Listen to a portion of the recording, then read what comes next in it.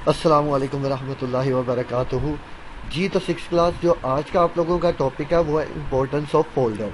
कल हम लोगों ने फोल्डर की डेफिनेशन पढ़ी थी कि फोल्डर क्या होते हैं। Folder is just like an envelope or a drawer in which you can place your data. Folder क्या है? एक इन्वेलप की तरह, एक ड्रॉअर की तरह का काम करता है, दराज की तरह का काम करता है जिसके अंदर आप अपना डाटा रख सकते हैं।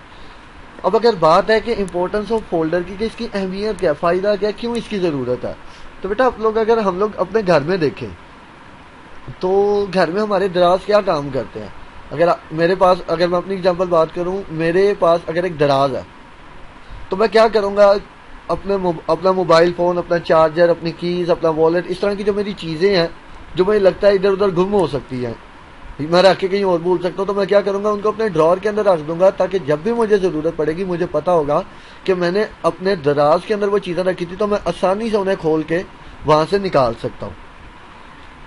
सेम इंपॉर्टेंस बेटा फोल्डर की होती है। फोल्डर भी इसी तरह से आप लोग बनाते हैं ताकि आपका जो डाटा एक तरतीब में पड़ा रहे, ताकि आपको अगर कोई चीज़ ढूंढनी हो तो आप उस फोल्डर में जाके ढूंढें। एक और एग्जांपल की अगर बात करें, आपको मैं कहता हूं कि आप लोगों ने कंप्यूटर की बुक ढूंढनी है। अब क्वेश्चन ये आता है कि ढूंढनी कहां से है। इस तरह से ढेर लगा हुआ है किताबों का, और मैं आपको कहता हूं इन किताबों के ढेर में से आपने क्या करना है, कंप्यूटर की बुक को ढूंढना है। तो मैं क्या करूंगा, अगर मुझे ढूंढने का कहा जाए, एक एक बुक को उठा उठा के देखी जाऊंगा बारी बारी बारी बारी कि ये वाली बुक कंप्यूटर की नहीं है, ठीक है, वो साइड पे रखूंगा, फिर अगली बुक देखूंगा, फिर अगली देखूंगा, फिर अगली देखूंगा, जब तक मुझे बुक नहीं मिल जाती। मुझे एक एक बुक को देखना पड़ेगा। लेकिन अगर मैं इन्हीं बुक्स को अरेंज करके एक बुक शेल्फ में रख दूं, एक बुक शेल्फ हो जिसके अंदर मैंने अपनी ये सारी बुक्स को अरेंज करके रख दूं, और मैं कहूं ये जो पहला है, ये पहला शेल्फ जो है, इसके अंदर मैंने मैथ की जितनी बुक्स है जिस मर्जी क्लास की है वो रखी हुई हैं। इसके अंदर मैंने क्या किया है, ये जो दूसरा शेल्फ है इसके अंदर मैंने सारी अपनी इंग्लिश की बुक्स रखी है। तीसरे शेल्फ के अंदर मैंने कंप्यूटर की बुक रखी है। चौथे शेल्फ के अंदर मैं कह देता हूँ कि मैंने आपकी साइंस की बुक्स रखी हैं, और पांचवें के अंदर मैं कह देता हूँ कि मैंने उर्दू की बुक्स रखी हैं।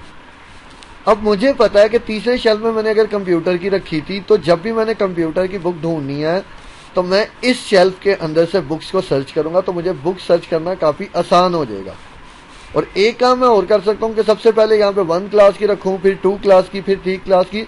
अगर इस तरह से भी इन बुक्स को अरेंज कर दूँ तो वो फिर ज्यादा आसान होता जाएगा।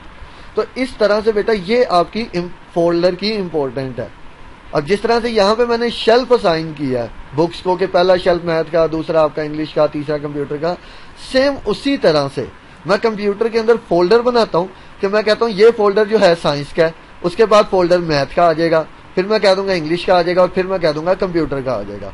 तो इस तरह से मैं इनको अरेंज कर सकता हूँ। अब मुझे पता है कि मैंने अगर कंप्यूटर की बुक ढूंढनी है तो मैं इसी फोल्डर को ओपन करूंगा, बाकी किसी फोल्डर को मैं ओपन नहीं करूंगा। ये आपका फोल्डर का फायदा है, फोल्डर का बेनिफिट है, फोल्डर की अहमियत या फोल्डर की इंपॉर्टेंस है। ये आज छोटा सा आप लोगों का बिल्कुल टॉपिक था जो आप लोगों ने आज कवर करना था। बुक से अब इसको देख लेते हैं कि किस तरह से करना है। बुक से बेटा इसको इस तरह से करना है कि सबसे पहले तो ये ऊपर वाला पैराग्राफ है कि suppose Ali is looking for math book from a big pile of book, he will have to shift through the pile of book to find math books. यहां तक आप कर लें, अगली लाइन रहने दें कि the same thing can happen if someone does not use folders to store, बल्कि ये लाइन करें आप, ये पैराग्राफ कंप्लीट आएगा। उसके बाद Ali can arrange books in the book shelf. वो डायग्राम पिक्चर नहीं आप लोग बना सकते, आप लोगों ने ये लाइनें लिखनी है, ठीक है।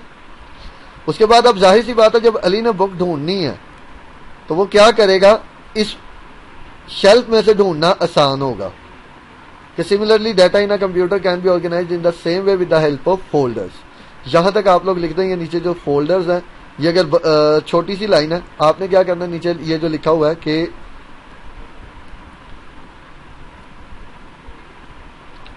Several folders can be created into the computer for example, तो नीचे यहाँ पे आपने ये 4 नाम लिख देने हैं, ये वाले 4 नाम। बस ये बेटा इस तरह से आप लोगों ने करना है, कोई सब हेडिंग इसके अंदर नहीं बननी, जिस तरह से ये लिखा हुआ है इसी तरह से लिखना है। जितना आपको बता दिया उतना आप लोगों ने करना है। पिक्चर आप लोगों ने कोई नहीं बनानी।